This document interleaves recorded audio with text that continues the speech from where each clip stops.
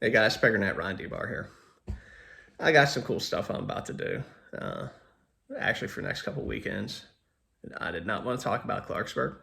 I don't want to respond to people about Clarksburg, but I'm going to talk about the sewer fee because I think some folks are really trying to direct the blame onto the new city manager and other people who is just there to clean up the mess that previous councils and previous managers left them.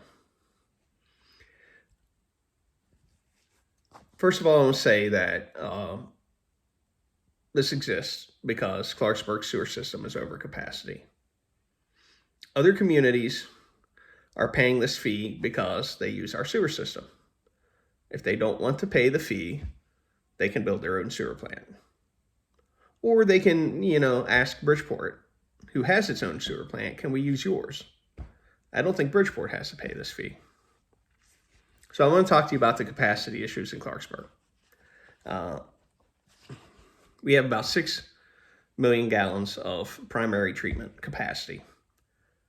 This is sewage that will get 6 million gallons a day, get the full range of treatment.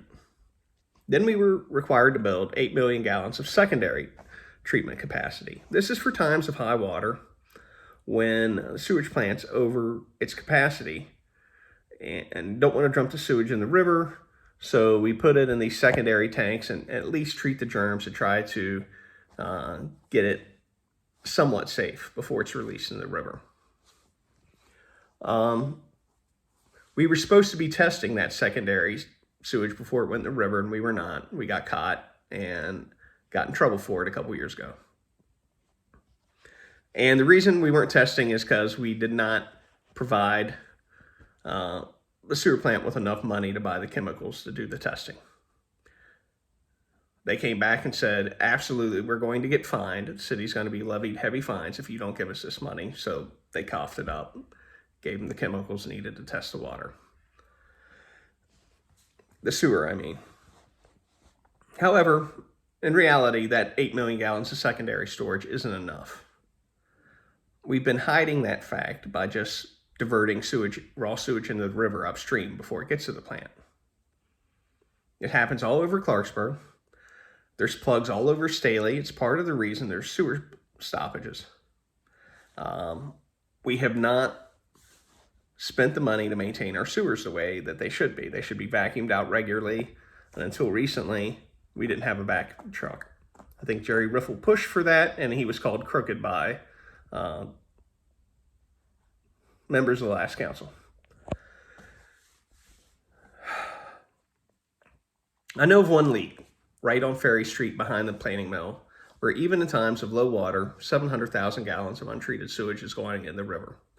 It's by far not the only leak. It goes all the way around up Elk Creek, like I said, in Staley. Below River Oaks, there's a major leak.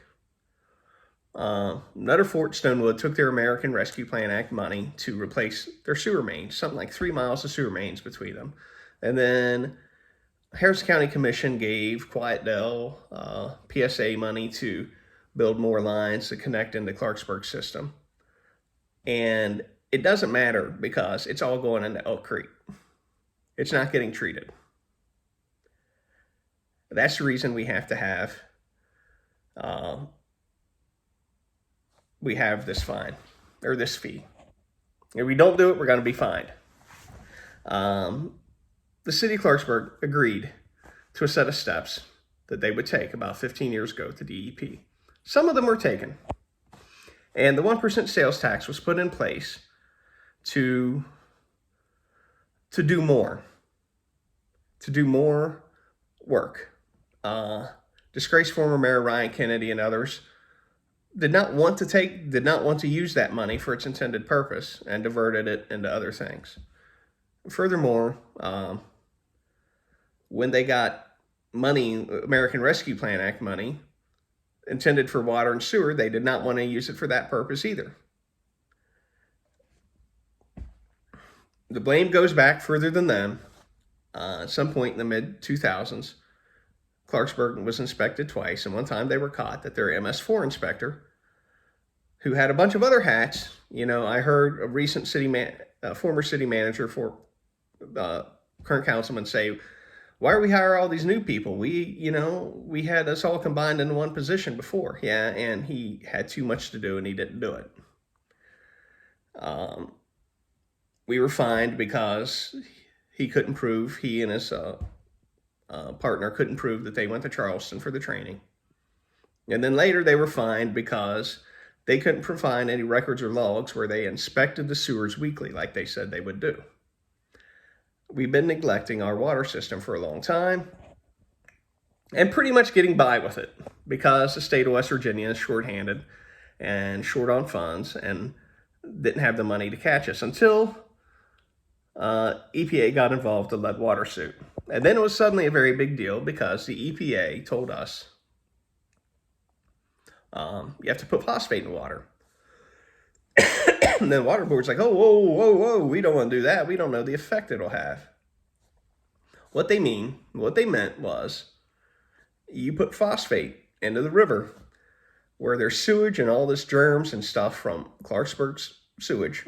The West Fork is a distressed river from Clarksburg down because our sewage is going in there. You add fertilizer to that, which is what phosphate is. You get algae bloom and likely kill the river.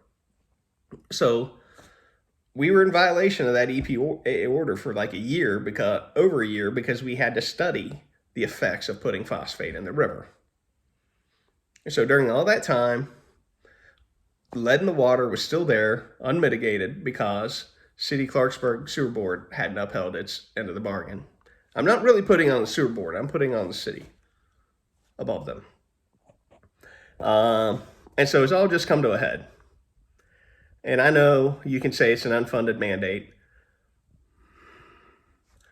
If the federal government didn't step in and something happened, like they didn't step in with the lead thing until it was too late.